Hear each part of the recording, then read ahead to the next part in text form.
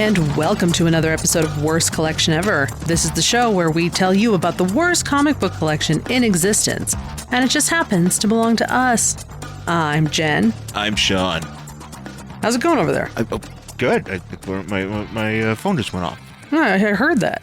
I was like, oh, great. Somebody's trying to contact me. Oh man. Or maybe not. Maybe it's just a stupid notification of whatever. It sounds like a Substack notification.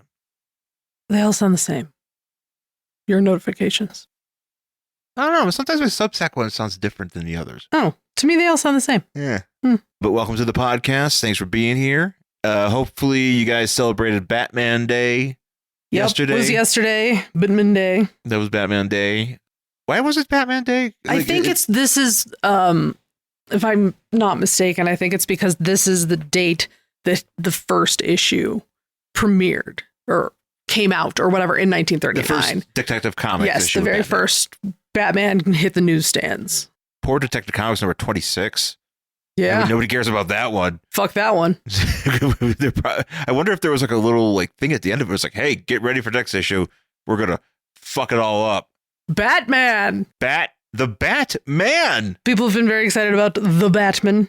Yes. I saw on the internet some, Matt Reeves has been giving interviews because the Penguin came out, which we watched, which was enjoyable. Right, yeah. And some people have been mad because I guess like it's not going to be fantastical, which is fine because I don't think it fits in this particular version of Batman. Anyway, but somebody was like, this is the definitive version, the definitive and true version of Batman. We finally have it. And I'm like, I don't really think you can have a definitive and true version of Batman because he's been so many things over the past 85 years. Well, especially to different generations of people that have 100% come to follow Batman. Of course.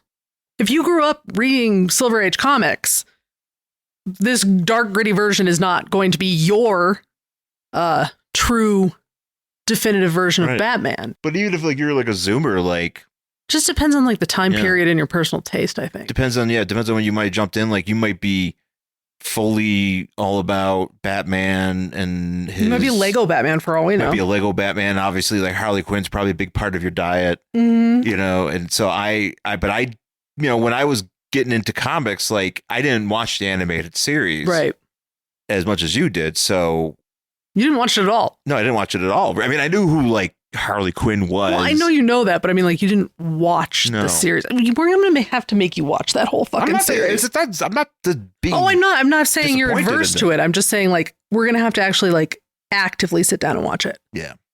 But yeah, so it depends on, when you came into it, I guess. I mean, it does. Because maybe you started watching it around Beavis and you're like, oh, well, this is how Batman is. I mean, that's kind of the thing. It's like, I honestly believe, because, again, Batman has been so many things. He's very versatile. That's why he has lasted 85 years. But I really think it depends on the time period you live in and your personal taste. So again, if you are reading Silver Age comics and you watch, during that time period and Batman 66 comes on, you're like, yeah, this is Batman. This is exactly what I see in the comics. That's my Batman.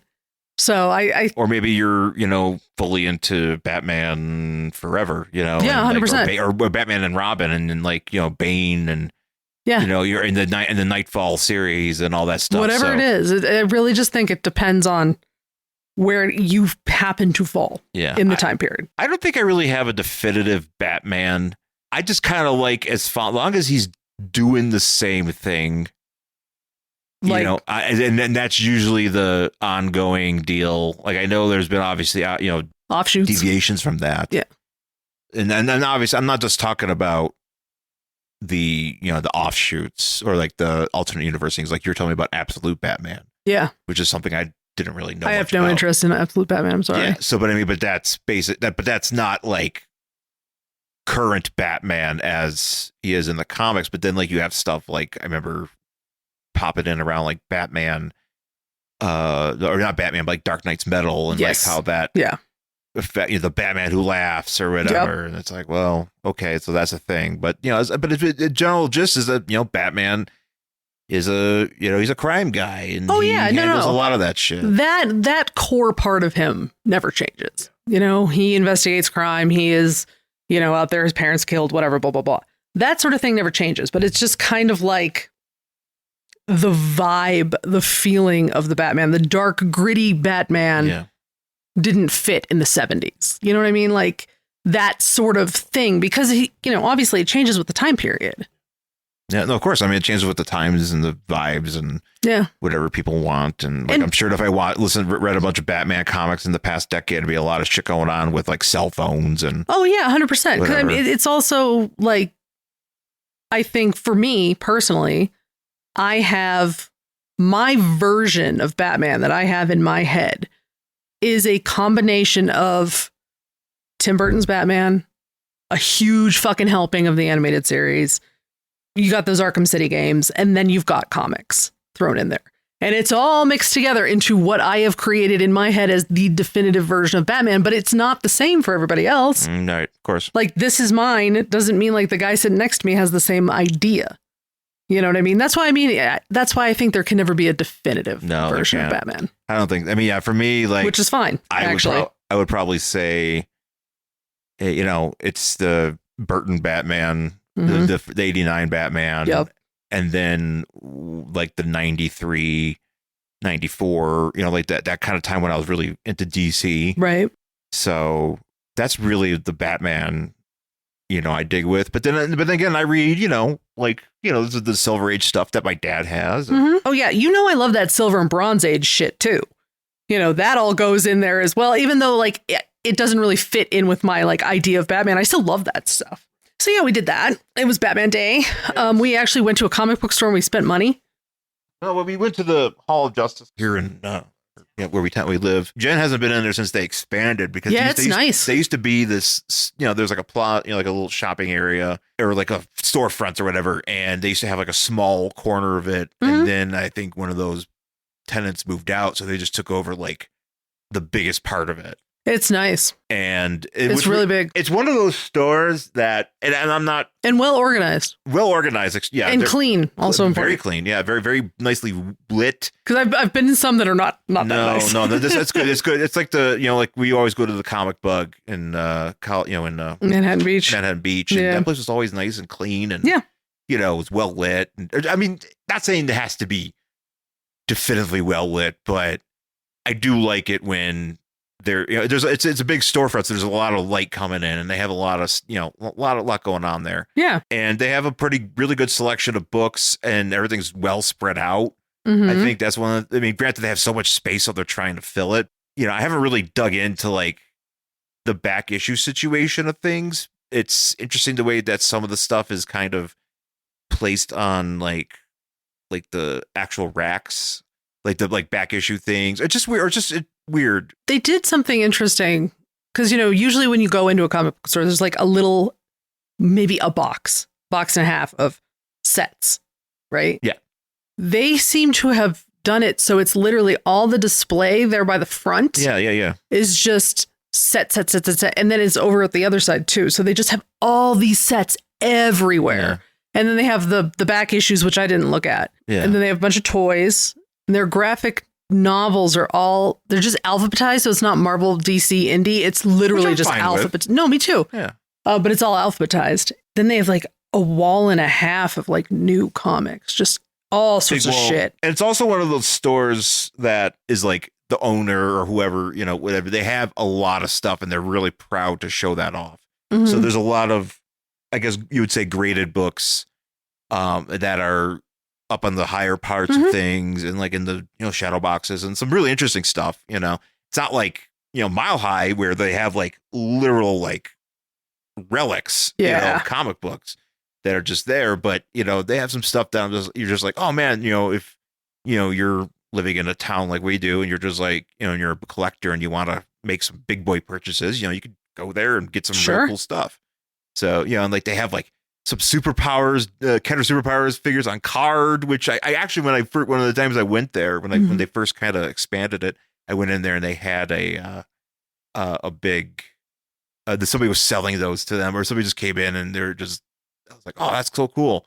because I have all mine. Like I'm a loose figure collector, but you know, I have Red Tornado, but I don't have his cape.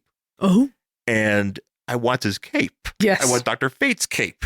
I want, you know, I need these capes. Yes, but I mean, but in order to get the capes, I have to spend hundreds of dollars, you know, to get a, you know, because most of the time you don't find these capes, or at least the original capes, on like loose figures, right? You know, because they've been, you know, these figures have been passed around for so long, and those things, you know, degrade. But yeah, so no, but it's a cool place. I like it a lot. You know, I feel like I should spend more time there. You know, I just like the, you know, the organization of it all. And, you know, they had like 20% off on some toys because they had some deals going on. Yeah, because it was Batman Day, you know, because they had buy 2 trades, get 1 free. Which is actually, that's not a bad deal. It's not bad, which is actually what I ended up doing.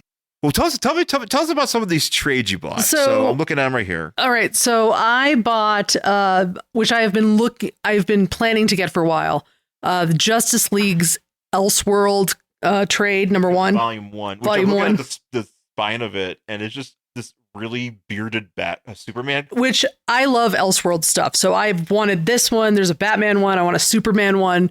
So we might have a few of those already. Yeah. I don't think we have any of the trades. Maybe not. No. So I finally I was like, well, all right, fine. So I finally broke down and bought this one. I've read the first 2 issues. Very enjoyable. They might show up on the show. Then I bought a hardcover. I can't see the spine of it. It's World's Finest Guardians of Earth. Yeah. So it's like a collection of like World's Finest from the 70s. And I think it's 1970, 1971.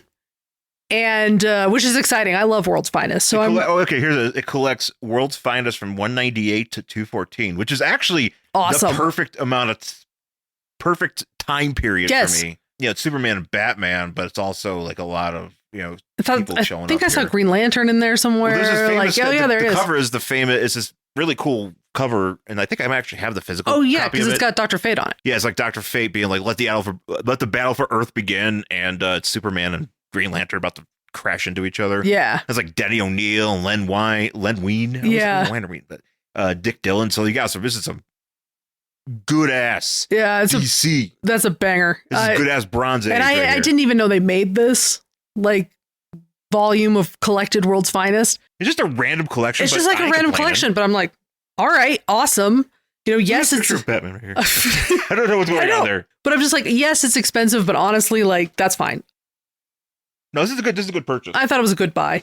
And then, so you got tell people about this Lois Lane. Well, book. I can't see the name of it because it's Enemy of the People. All right, so can you hand that to me so I can look at it, because I think it came out in like 2020 or something. So I found this trade called Lois Lane, Enemy of the People by Greg Rucka and Mike Perkins. I'm always for Lois Lane, which we all know. Yeah, I really enjoy. Her, you know, I have the old Lois Lanes and stuff, and I was like, oh, let's do like a modern one. I'm looking, 2020. That's what I thought. So explain this to me like you explained it to me earlier. All right. So this book has like, I think 6 issues in it. It makes no fucking sense. So what happens in this book is we start out with Lois is in Chicago in like a hotel room because she can't go home anymore. Because somebody caught a picture of her kissing Superman, and now everybody on the news is calling her a slut because they think she's cheating on her husband, which is Clark Kent. Clark Kent with Superman. Mm-hmm. So every time she's like, what? Like literally, you'll just like what? Like she'll be walking down the street, and some guy will be like, slut. Like literally. So yeah, so there's that, and like it's all over the news, and like they have a picture of like she goes to Starbucks and just writes slut on her coffee. Yeah, and so it's like on one of those like Entertainment Tonight, and they're like Lois Lane just separated from her husband of 12 years, Clark Kent. There's like a picture of her kissing Superman, and then it's like when they flash to Clark Kent, he's holding a hot dog and like wearing a shirt with like mustard on it, which I thought was funny. So anyway, am I Superman? Yeah. So she's like, it starts out where she's like trying to do this like piece on the White House. We're talking about like, you know, asylum seekers and their children getting separated. That's why I knew it was 2020. So I was like, okay, I understand what this is. And then like 4 issues in, all of a sudden it's like, hey, you want to know something about splintering? And I'm like, what? You mean the rat? What? From those Ninja Turtles? Yes. And I'm like, what the fuck is splintering? They're like, oh, like you can like go into the body of somebody else who is in the other multiverse that is you. And like, that's why we think this Lois is not the real Lois from the, and I'm like, where the Lois that we're meeting in this book. Yes. So where's the real Lois? I have no idea. And I'm like, what the fuck is that? All of a sudden, 4 issues in, this is what happens. And all of a sudden there's magic. Like Batman, like apparently tells Superman all excited that there's magic and he can't do shit. She said, sit this one out, asshole. Fuck you, Superman. Let's let the real man who can't be affected by magic take care of this shit. And like we're dealing with like Ray Montoya's question, and apparently Lois is like paying her to be her bodyguard, but she's paying her $500 a day. Wow. And then all of a sudden, like her son shows up, but he's like 18, and I was like, so did you guys have him before you got married? Like, I don't know anything about Superman. Is this an Elseworlds book? No, Superman has like a kid. Yeah, no, but like, is this 2 like, kids? where does this fit into like the? I don't know. I mean, does it? I don't know. I assume it does because it like starts with this picture that was taken. Oh, okay. Yeah, here, and this is why everyone thinks she's a whore. And she's just like, oh, I have to do this, and like nobody can put it together.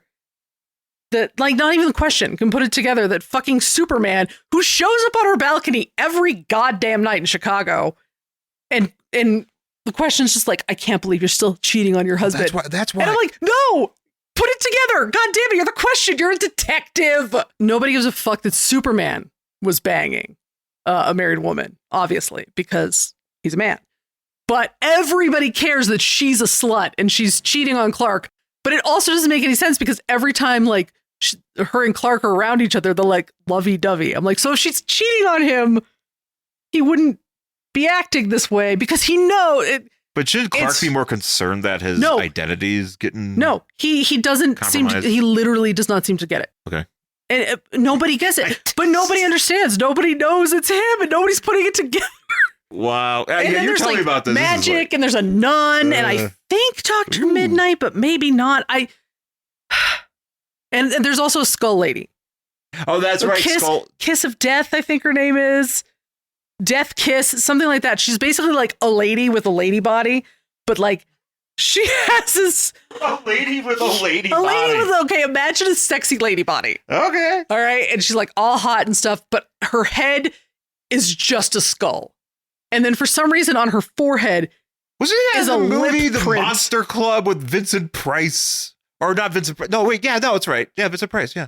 The Monster Club. Yeah. I don't know. There's a part where like a lady, she's like doing a strip dance, but then like after she strips off her clothes, she strips off her skin. Oh. And then she does it she does it like behind a screen, so you just see the shadow. Yeah. But then she just kind of strips off like. I remember this vaguely. Yeah, and she strips off like her skin, like on her arms, like a stocking. Yeah. So it's just, and you see the skeleton. So yeah. So like she also for some odd reason. Is that an ass? Oh, that's a bicep. That's a what is going on there? Yeah, hold on. I'm trying to find a picture of her. There she is. But I don't know if you can see on her forehead, she has lips. She has lips on her. Yeah. Oh, wait. Do the lips talk? I don't know. No, she talks through a regular, like the skeleton mouth. So it's just like a little gimmick there. But she has like a mouth tattoo and a sexy lady body. Okay, yeah, she does. Yeah. Yeah, also the son is going to be in the Legion. Who's what? Whoever their son is in this. He's join Legion? Yeah. And I'm like, okay. Cool. So yeah, I read the whole thing yesterday. I'm kind of disappointed. I was like, what the fuck I know, is happening? you were kind of stoked for it. You're like, this might be... Look at this picture on the back. Look, there's supposed to be all the migrant children that are being separated, like actual real world shit. And all of a sudden we're talking about... Well, the back of there says the Lois Lane has uncovered the story of the century if she can prove it. And like she gets her White House press credentials taken away because she's like questioning all this stuff. And then by the end, she's on a talk show with the nun lady talking about splintering. Nun. And I'm like, I hate this book. Why is there a nun? Is it like she's a super magic? She's a super powered magic nun. Like the flying nun, but not. Wait, so okay. I'm telling you, I was like, for some reason when you say nun, the only nuns I think of is the nun from the Conjuring series and Freddy Krueger's mom. That's cool. Amanda Krueger, the nun. This is not the first time a nun has featured in DC Comics. There is a Catwoman I don't know if it's a run or a. I think I remember this. I think there's a cover where she's doing Yeah, it's her sister. Oh, okay. It's her sister was a nun. I thought she was just like it's like Catwoman was just a nun, but she was also dressed in the Catwoman. Yeah, but she might have been because her sister like was a nun and like went crazy and started killing people, and I think it happened very long ago. Nuns don't have the best of luck in Gotham. Let's just put it that way. Well, there was that Gotham TV show where the nuns got there was a flaming buzz of Go nuns. back and watch it. We should watch that again. We should watch it. Stupid show. There's some stuff in there. Oh, there was some stuff. But real quick, so I just want to talk about, we're going to get to our book, but I just want to talk about some of the stuff I bought. So I bought, some action figures, but I also got, and I didn't know, granted, I don't follow a lot of this stuff, so I don't really know. So when I go to a comic book store and I'm just like, hey, I'm very excited. But you pointed out to me, you go, hey, look, it's Eclipso. Yeah. And I'm an Eclipso guy, and there's a World's Finest series, issue number 31. Mark Waid apparently is involved. I'm assuming it's Mark Waid. I just see the last name. I'm assuming, yeah. But it's Batman and Superman and Eclipso shows up. And I read this, and basically what happens is the Justice League is on the satellite, and there's going to be an eclipse. But since they're on the satellite, they can like get on the eclipse and like watch it the best possible way. Like so they're having like having like an eclipse party up on the watchtower party, and they have it. Sure. So and they've Red Tornado or whoever is like, hey, so I've got it like the satellite is positioned so that we can look at it without glasses, but it's not going to hurt us. Sure. But what happens is it turns a bunch of people into Eclipsos. Many Eclipsos? Yeah, like Red Tornado, not Red Tornado, Flash and Green Arrow. So and Black Flash Arrow. Eclipso? Yeah, well, yeah, that stuff happens in the Eclipso. Oh, I know, but stories. Yeah, like, is he called like Flash Eclipso? No, it's just a Flash, but he's possessed by Eclipso. I see. He just has like half of his face covered, whatever. And then we jump back to, and I'm not going to try to, because there's a lot of it to go on. Because actually, might be fun to talk about at some point. And maybe it's just a one-off because I kind of enjoy this. But basically, we jump back to apparently Bruce Gordon, who was possessed by Eclipso, and his wife Mona. They're solar scientists or whatever, and they apparently use the Justice League's help to create a city that functions entirely on solar power. Okay. And for whatever reason, it's not reaching full capacity, and somehow Bruce Gordon accesses something out of Dr. Light's belongings that turns him into Eclipso, because we find out that Eclipso has been like forced back into the to the gem that he's a part of, but it hasn't the Heart of Darkness or whatever. And but there's something where Eclipso found a failsafe and it turned Bruce back into Eclipso. Okay. I think he kills his wife. I don't know. Sure. And then it just starts getting wild. It starts getting wild, and so I really dug it. Cool. But then, so we also, I don't know if this is could be like an ongoing thing or not, but it's the 0 Hour 30th anniversary special. So 0 Hour, of course, one of those many things in the DC universe that allowed them to like reset everything after Crisis. Well, shit, if we're talking about splintering, we might need to reset shit again. Yeah, probably. It starts off with like Kyle Rayner being grabbed by Wally West, but it's not really Wally West. Or it is Wally West, but it's not the Wally West he knows. Yeah. And then he ends up in like this universe where nobody knows who the Green Lanterns are. Okay. But, so and like and you can see here like Clark, like Superman died, but so Kara took over as Superman, but she's wearing like the black Superman suit, outfit. Yeah. And like Donna Troy became officially Wonder Woman. Okay. And Batman's in he's basically Batman Forever or Batman Beyond. Oh, is he wearing the suit? No, he's not wearing a suit, but he's in like a pod. Oh, he's in like a roving pod, and Ace the Bat Hound's with him. Oh, okay. And so so Barbara's there to pick up the slack, and then I was like, that's the reason that suit exists is because Bruce made it because he was getting old. Yeah. There's no suit. Sorry, yeah. Okay. So then so then there's something going on with like members of like the Fatal Five, okay, from the Legion times, and then Parallax, aka Hal Jordan, is a big part of this too. So it ends up being a big kind of dance. Are we looking at maybe? Do you think they're going to try to reset everything? I really hope they don't. I don't know because it feels like it's. Or is it just kind of like a hey, this is cool. Like if we carried this forward, this is what the story would have been. Type of thing. I feel like it's just for kick. Maybe it might just be for kicks. Yeah. I don't know if like it's a special, so I don't know if there's going to be like another run of things because it's like it literally just came out. Yeah. So I don't know what the future of all this stuff is, but I found it to be very interesting because as somebody who really, honed in on their comic fandom during 0 Hour. Yeah. Especially for DC, that was a big deal for me. So I saw that and I was like, hey, what's going on? Hey. Hey, Ryan. I know we're taking a break from Batman Nightcast, but I've been thinking about the Nightfall storyline where Jean-Paul Vallée temporarily took over the role of Batman. I see where you're going with this. If you were ever paralyzed, I would be honored to take care of Cindy and your kids. No, that's not where I was going. I was thinking about all the many characters who have filled in for Bruce Wayne as Batman over the years. Dick Grayson, Tim Drake. Commissioner Gordon, for some reason. Yeah, that did happen. Anyway, on the subject of temporary replacements. Your son Andrew is going to take over Supermates? No, focus on Batman. Why is this so hard? While we're away from Nightcast for a while longer, someone could come in and do a Batman-related show for the Fire and Water Network. Well, I know Paul Keene loves the Batman Family comic book. I've seen Sean M. Myers post a few things about Batman Family, too. Do you think they'd... We'll do it! For those of you who aren't familiar with the series, Batman Family was a DC comic that ran for 20 issues from 1975 to 1978. And then rescued Detective Comics from the DC implosion by continuing as a dollar comic for 15 more issues until 1980. The title started out with new features starring Batgirl and Robin, along with reprints before morphing into all new stories starring other members of the Batman family, such as the Huntress, Commissioner Gordon, Man-Bat, and even Ragman and the Demon. So you're all invited to the Batman Family Reunion podcast, taking over the Batman Nightcast feed. Coming in January to the Fire and Water Podcast Network. This could be the sensational podcast find of 2022. All right, so what are we doing today?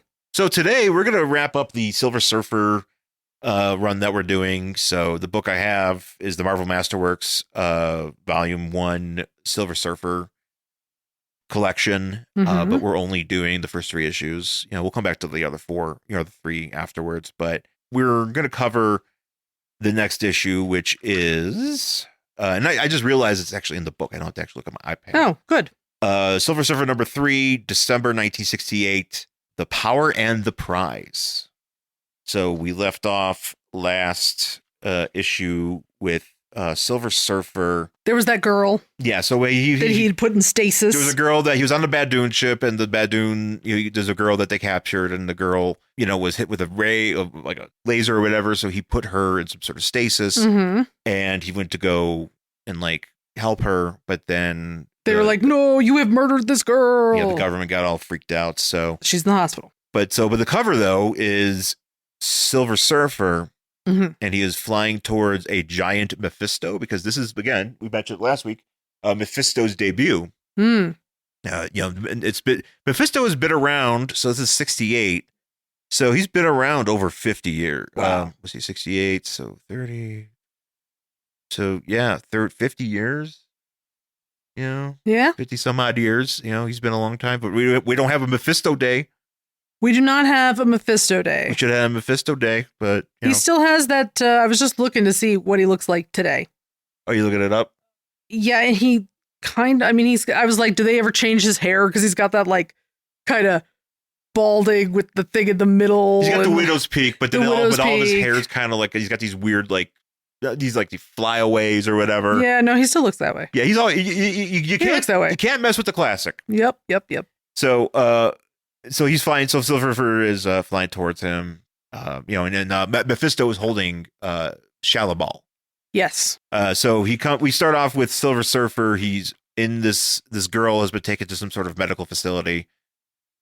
Local medical facility. A local one. Local medical facility. Why am I talking like Vince McMahon? I don't know.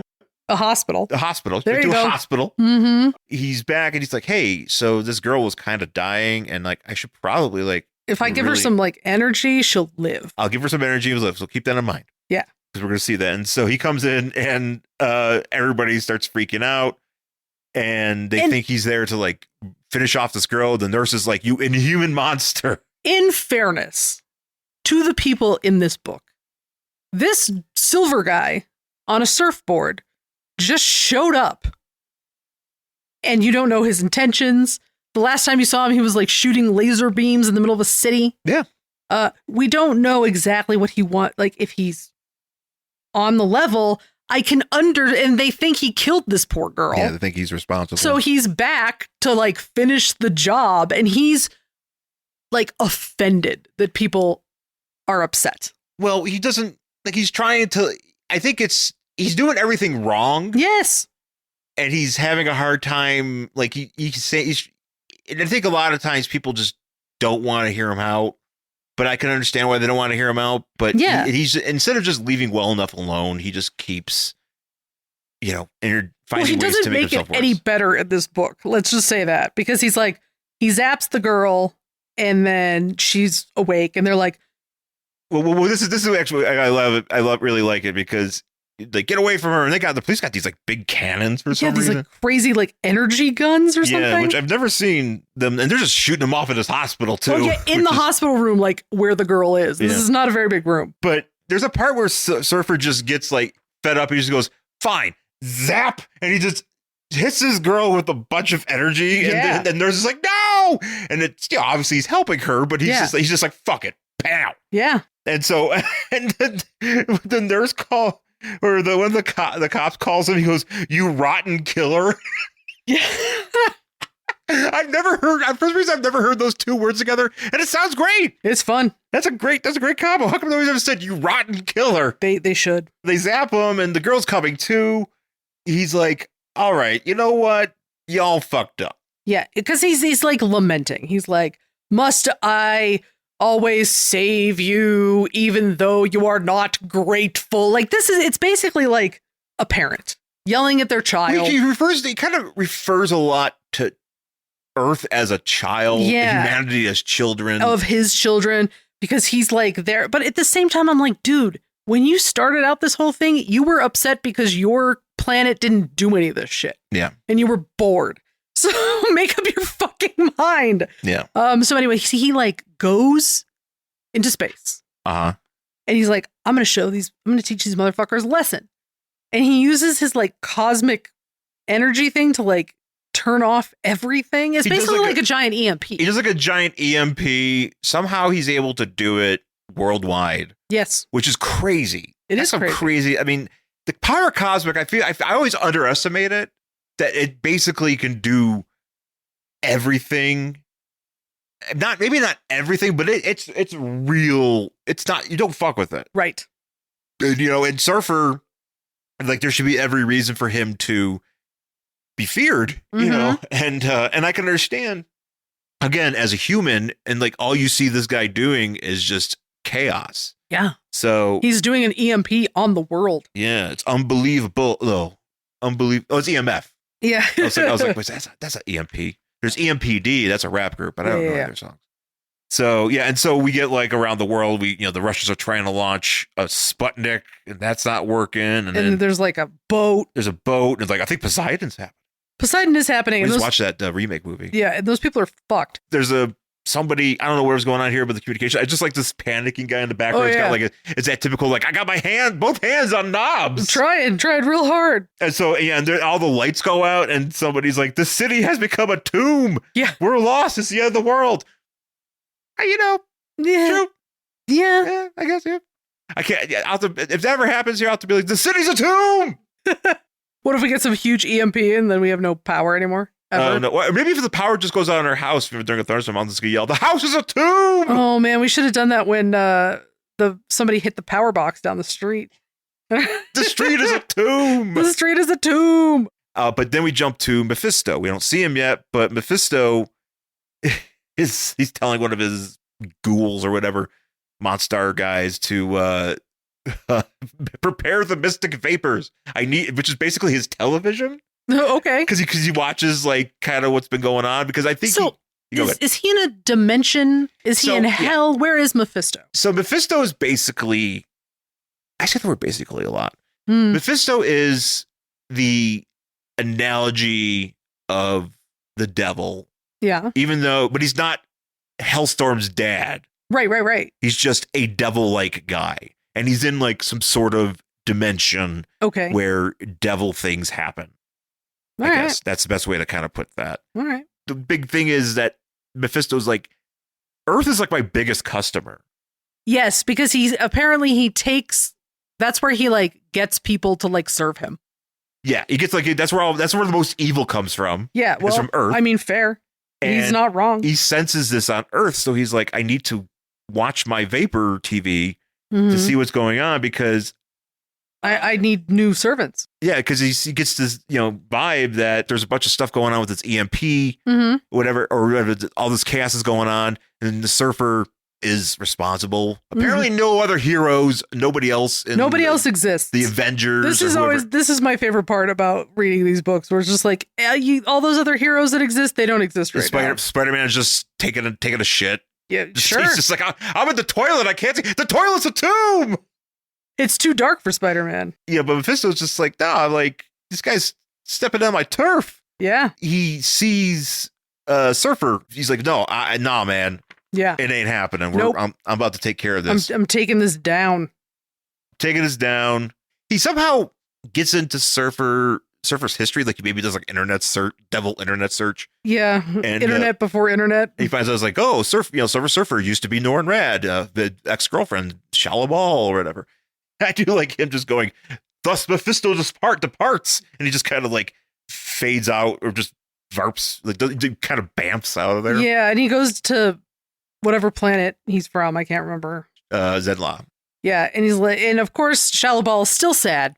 Oh, she is. She's just so sad, and she's like, I miss his lips and his arms, and I'm like, honey, go find someone else. He's not coming back. There are like 500 dudes that look like him. So every dude on the planet looks like your dude. You probably can't be that bad. Right. And I understand that like you loved him and stuff, but he's not coming back. And you're not in like the way that you hope. 25. Go. Find another man. You will always love a part of you will always love this man, but go find somebody else. Go get some dick. Like, what are you doing? She's laying there, and all of a sudden it gets real cold because Mephisto shows up, and she's like, am I having a fever? And Mephisto's like, no, it's me, Mephisto. And he's like, I can take you to Norrin Rad and his Silver Self. Yeah, if you want to be with Silver Surfer, you can do that. And he does like a thing where he wraps her up in this coat. Very, very strange because it's almost like a vampire thing. It is, yeah. It's actually kind of cool. It looks cool. No, it's really cool because he like opens his cape and she like gets wrapped up in him. And I thought they were just gonna like bamf away, but he makes her a spaceship. So he puts her on a Zenla spaceship. Yep. Zenla, whatever. Sure. Because Surfer recognizes it when it comes up. Yeah. And she kind of goes like, well, you could just showed up here. Can you just like take me to wherever he is? No. And he's like, Mephisto moves in devious ways. And I'm like, right.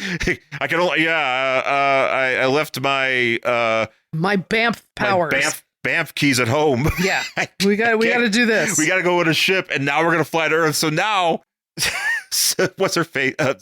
Shallow Ball is just sitting in a spaceship with Mephisto. Yeah. And they're just flying to Earth, however long that takes. So it's just kind of like sitting there, just like, hanging. So, you what do you want? You watch Game of Thrones? Yeah. Zenla Game of Thrones at all? Like, you like books?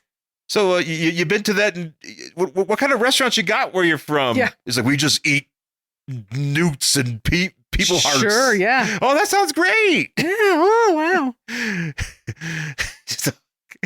Shallow Ball, you'll be once reunited with your beloved. But how do you get your hair so nice? Yeah, you got really nice hair. What kind of yeah. It's like, well, your hair looks great too, Mephisto. Like, how do you get that hold? Yeah. What do you put in there, man? Because it's like some serious gel. Oh, I'm just using dragon semen Whatever. Dragon semen. I don't know. It's really don't knock it till you try.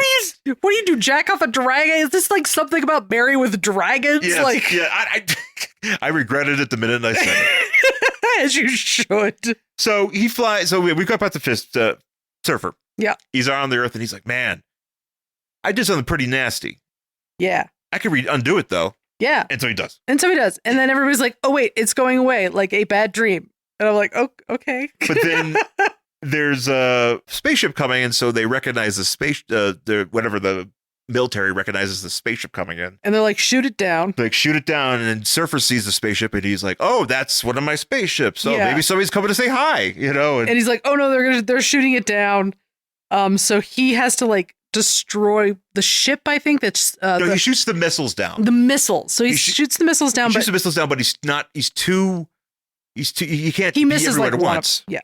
And so and one it of hits them, the ship, and then the ship just like smashes as hard as it can into a fucking mountain. But thankfully, which is like the second mountain in 2 issues that we have destroyed. Oh, we're just destroyed mountains, man. There are no more mountains. Yeah, no, it's just flat Earth. Yep. You Sorry, know, but hope you don't like skiing. Surfer, you've ruined the ski industry. It's all your fault. Now we'll never have Hot Dog the movie or Ski School or Sundance. Wait, what? The film festival. Do people ski over there? Isn't it up in Utah? Yeah, but I didn't know. I thought it was just for. I guess you go. Oh well, that's right. You need the mountains. Yeah, you need the mountains. Robert Redford was so pissed. He would be pissed. I'm gonna take out that Silver Surfer. Yeah, time to call Robert Redford in. Yeah. So but the ship itself is Zen-La, so it's like Maven Zen-La, so it's like Ford tough. Yeah, like it's not gonna blow up or whatever. So it doesn't. And so Mephisto was like, well, this chick's knocked out. I'm gonna go. And he's like, oh my god, Shallabal is you. And he finds her. Yeah. So they find, and there's like, oh and my god. This is healing act. So, question. Yeah. He is encased in this suit. That's like his actual skin. But the skin is coated with coated. Yeah. So can he bang or like what's? I don't know. I don't know what they look like down there. I'm asking. He's wearing the trunks. He's got trunks on, but then his trunks disappear as time goes on. I guess. So he's maybe just kind of coated in like he's like basically wearing a latex suit. Can you bang in this? Because I'm like, all right, well, she misses his arms and his lips, but like, I'm sure he could probably figure it out. If he could probably, probably manifest. I don't know. Maybe Galactus made him a eunuch. Necessity is the mother of invention, as we all know. So he will figure it out. He could do just about anything. I mean, he heals his girlfriend. This is true. She got like a bunch of. Oh, he could make a cosmic dick. You could make, yeah. Sure. Why not? You could put it there, and you could just fill your beloved with the cosmic divine. I don't know. Maybe that's great. Maybe that's awesome. Yeah. No judgment. Surfer's like, my lady. And she's doing like one of my favorite, her poses. Oh, yes. He's holding her and she's like, oh. Swooning. There's a lot of swooning in this book. And she's like, hey, I'm here, but like this asshole said I had to come with them. Red dude. Mephisto shows up and he's like, hey, so you are fucking up Earth. You're trying to make it so like people aren't terrible. Or you're trying your own method of fear, and I'm the fear guy. Well, also I'm the fear guy, but also like if you teach them good things, then where do I get my servants? So my number one customer. Exactly. This is a problem, and therefore we must fight now. And Earth, you're my favorite customer. Goodbye, doggy. Yeah. So, he bamps out of. I'm just saying bamp because I don't really know. Yeah, that's fine. Bamp. He teleports out of there with the Shallabal because he's like, all right, well, we're gonna fight on my turf. It also becomes like this weird thing where he's like, you know what? I'm gonna keep this woman and like she will be mine. Well, too. that's his bargaining chip. The bargaining chip I get, but he's also like, she will also be mine, and I'm like, so you're just gonna like keep her now? Like, is she like a bride? Like, what's going on? Yeah. Well, he tells his underlings to like go be careful with her, take her away. He's like, Mephisto needs to meditate. Yes. And he just has a little stroll. We get to see his pool of arms. As one, And he's got this tower of obsidian souls or whatever the hell this is. It's been pretty cool. Yeah, it's kind of like the Tower of Skulls I bought. Yes. This would be a great Halloween decoration. 100%. I did buy awesome. like a 3-foot Tower of Skulls. As you would. For Halloween. So Surfer shows up and he's like, how'd you get here? And he's like, well, I can follow energy. Yeah, because Mephisto bamps out of there and he's like, oh, well, there, a little bit of your brimstone dust or whatever was hanging around. I could track that. Yeah. And find myself, find my way over to you. Which is what I did. It's like that's why it's not like hell, but it's kind of hell. Yeah. So, but it's kind of it's like hell alien adjacent. hell. It's hell adjacent. Yeah. Yes. I do enjoy Surfer. This picture of Surfer just having a casual stroll. Yeah, like he's walking out of the beach. He's carrying his board. Carrying it like you're walking out of the goddamn beach. He's like Dylan McKay out here. Yes, he is. That's Dylan absolutely. McKay visits hell. Nice. I mean, that's kind of, that entire show is probably hell for Dylan McKay, let's be honest. Hey, Brenda, you want to go with me to hell? Fuck you, Jim Walsh. I'm taking your daughter to hell. Well, I mean, fuck you, Jim Walsh in general. Probably. Brandon, you can't go to hell, man. They don't like that. They won't. You won't fit in over there. What do you mean? I could go to hell, Dylan. Oh. He goes there and he gets mugged. Oh, if only Brandon would get fucking mugged. Get mugged in hell. Oh my God! Somebody please mug Brandon. Oh no! On 90210. Oh no! That Hellmobile just hit Adria. Because she does get hit by a car. But he's so annoying. Anyway, we're not talking about Beverly Hills 90210. I'm kind of like I know, but I'm kind of like, can we do this? Can we do this thing? I kind of like this. I kind of like this crossover. Kind of into it. So he's like, all right, you're gonna surrender to me, or you're gonna I'm gonna give you stuff. Yeah, he wants Surfer's soul because soul is like he likes souls because he likes souls. That's what you do. And Surfer's to this point, since we know Mephisto, he's like, yeah, yours is that's the best soul I've seen. Like, you give me your soul and I'll give you a bunch of stuff. It's the best. Although we do get this thing where Mephisto's like, well, here's how I kind of do my deal. And so here's like all this horrible stuff happening. So you got, so I'm going to go through this here. You got a guy counting money. Uh-huh. So, if you count money, you're going to hell. But that's because of Mephisto. Yeah. You got looks like it'd be a race riot. Sure. You got tanks. You got some coppers or some robbers. Yeah. You got it looks like the Crusades here. Probably. You got a police, some guy with a baton. Oh yeah. Mephisto said ACAB. By the way. But then you have what I'm not entirely sure here. You have these two people up here. Is that drugs? Well, it looks like the one guy's they're smoking. I'm assuming they both have cigarettes in their mouths, but then the other guy, I don't know if this guy's taking a cigarette out of a pack or if he's looking into like a flask or something. And then you just have this kid look like he's coughing, or he's maybe these are his parents. And the kid's like, Mom, stop coughing. He's like, maybe his parents are addicts. Yeah, sure. I also don't understand why they're there, because I'm like, what are they doing? And so, and since you're doing all this soul reaping, you do get thirsty. Oh, as one does. As one does. So Mephisto does get his little John chalice filled up. At first, I didn't understand what that guy was doing, and I'm like, oh, he's like on his knees, like pouring Mephisto's drink. Yeah. Did he walk over there and just get on his knees? Like, he's also wearing shackles. But that would spill. I don't know. Whatever. I shouldn't think too hard about this. Yeah, Stanley didn't think too hard about it, so neither should I. Yeah, and I'm assuming you probably, if that's your job, you probably get pretty good at crawling around with a thing in your hand, like a little it's like it's like when you go to work at a restaurant, you learn how to carry a bunch of stuff on your arms. So. Yeah.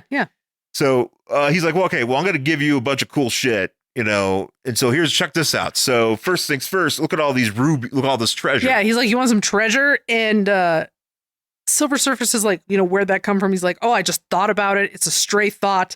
And it appeared, and it's real. Well, he does hand him this big chalice full of gems. Yeah, rubies. To which he says, Mephisto says, "In this one urn alone, gems enough to ransom a galaxy." It does look like he took all the fruity pebbles. Yeah. Also, you know what it also looks like? Like juji fruits. Oh, juji fruits! I love a juji fruit. Yeah, you want all these juji fruits for your soul? I mean, but yeah, kinda. It's like, that's all I gotta do? Cool. I'm as bad as Homer. What if I don't eat the donut, Homer. What if I finish all these juicy fruits? Then your soul belongs to the devil. Oh, That sucks. But I'm so tasty. But and so this is where Mephisto was like, well, so you like that girl, huh? Yeah, he's like, yeah, because he was like, oh, so because Silver Surfer's like, you cannot buy me. I do not need money or jewels or whatever. And he's like, oh, so you like babes, huh? So how about I give you 3 babes who are way hotter than Shallowball could ever be. These women could do any fairer. You could have all 3 of them. Fairer by far than any the mind of a man could dare imagine. Yes, and here's these 3 hot babes, and he's like, no. And Mephisto's kind of like, yeah, I never understood love. And I'm like, yeah, right. I don't know about that one. I don't know. Okay. So I just watched some people do it. And I'm like, oh, look at those few people in the park. I was like, that doesn't make sense to me. That doesn't look fun. Yeah. But so he's just like, okay, well, how about like a giant city? Yeah. Do you want this? And he's like, no. So then I don't need the shit. I have traveled the cosmos. Yeah, I am the Silver Surfer. I can pretty much do whatever I want. So except leave Earth, I guess. And then Surfer. So then he's like, fine. Well, I'm gonna make a bunch of these rocket dudes attack you and try to like crunch you together. And Surfer explodes out of that. And then he makes some hairy demon guy. Yeah, this guy's weird. He's got like horns and he's like a monster with like hooves and he's huge. Well, also too, it's interesting because Surfer's like, I will not slay a pawn while the king stands and thus immune. So he just doesn't want to blow this monster up. He's like, I feel like he's being cool with this. He's like, look, I'll just burn your hand. Yeah, he's like, look, man, punch you. I don't have a problem with you. I want to get at your boss. Yeah, it's like, hey, man, we're cool, dude. Yeah, I don't have a problem. I got no problem here. You just let me get that guy. So then Mephisto conjures up the dragon that I assume he jerks off for the stuff he puts on his hair. Oh, there he is. Yeah. This one here. I couldn't tell what that was. I see. It's a jizz dragon. It looks like Q the winged serpent. Yeah, now I understand. And he's like, and Mephisto's like, yeah, well, the hide on this guy, this thing, you can't blow it up. And so the serpent tries to eat him, and he pulls him up from the inside. He's like, okay, well, I'm just gonna blow up his mouth. Nice. And you're a dumbass. He kind of calls him like a dumbass. I mean, he's kind of dumb. Yeah, to Mephisto, and he's like, all right, well, and he does say something here. He says, never have I hated any mortal being as I now hate you. Which is pretty great. Hate.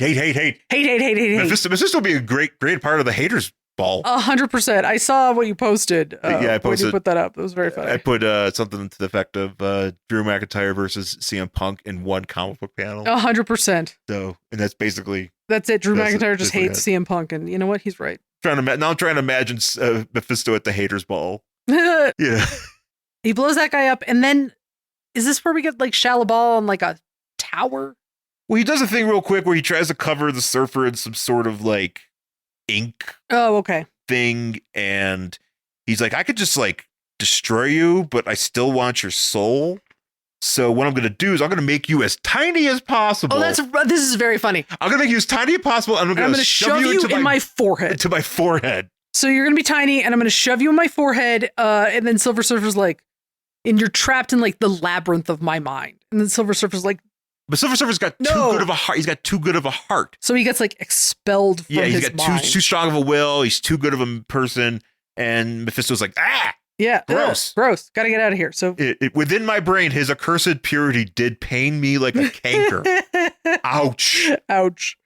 So this is where he's like, all right, last but not least, I'm going to just send your lady back to this thing, and you're not going to be able to do anything. But he also like he tricks Mephisto into doing something. Silver Surfer does here, because he says like, oh, I have tricked him, but now I will never see her again, because he wants her to be safe. Well, he tricked her. He tricked her into freeing Shallowball. That's what it is. That's because he's trying to get her. He's like, look, she has nothing to do with this. Like, send her back. I love her and I want to be with her, but I do not want it at the cost of faux Satan. Yeah. This is not how I envisioned this. So she's he's like, all right, I'm gonna send her back to where she came, and Surfer's like, and Chalabel's like, I want to touch you one more time. He's like, no, Surfer. we cannot touch hands. And he's like, fuck that. Mephisto's like, fuck that. Yeah, and he sends her back, but he's like, well, at least she is safe. Yeah, she is safe, and but then my heart breaks. Yeah, Mephisto tells and then Mephisto just gets bored. Mephisto gets bored. It's like, you know what? We're gonna hang. We're gonna fight again at some point. Get out of my face. I'm tired. I need to go and meditate. That's what I do. And then Surfer is just in. He just sends Surfer back into the space just to fly. Looks like he's crotch first or something. It's just a weird pose he's doing here. And that's how it ends. Next issue is him versus Thor, which I've already read and it's pretty rad. We're not going to get to it just yet, but we look forward to that. It's a pretty famous comic book cover if you've seen it. Like, just look up like Silver Surfer #4, and it's like this awesome awesome art of Surfer flying like directly towards Thor, and Thor's like in the way where he's rearing back in like the most dramatic way to hit him with the hammer. Nice. And it's just awesome. Yeah. So yeah, and it's a pretty good story too. I since I got around to reading it, but that's it for the Silver Surfer run. What I think this is excellent stuff. It really kind of rekindled me wanting to read more about Silver Surfer and just getting seeing more about some of the stuff that he's encountered early on in his career. It just was solo stuff. Like, I know he's been a part of like the Defenders and all that, and that's all well and good, but the Defenders stuff is just crazy as crazy unto itself. But I kind of wanted to see more about what he's up to by Silver Surfer's, like what he does on his own. Yeah. So there's that. I mean, there's this run. There's the one that started in '87. So there's a lot to look forward to there. So I don't know. I mean, you're always kind of iffy on the cosmic stuff. I am iffy on the cosmic stuff. This is not, to me, it's not super cosmic. It's not super cosmic as in like new gods type shit. Yeah. Well, there's a lot of tether to Earth. Yeah, there's at least right now. Because Surfer's still stuck on Earth, so there's a lot of him trying to adjust to that, but also, trying to figure out how to be a hero. And it's kind of interesting just to see how like we're starting with this new character. So he's kind of just pinballing from villain to villain, which also was kind of the style at the time. Yeah. So yeah, I mean, that's interesting to see. I liked it. Like I said, the art in this book is just absolutely gorgeous. It's epic storytelling. It's epic art. Yeah. It's like late '60s Marvel. Yeah. It's really fun. It's awesome. It's a good time. And I know it's like this kind of belies us doing what we normally do, but you don't have to hate everything. We don't have to. Yeah. It's a I really like this, love this stuff. I mean, it's all good. So.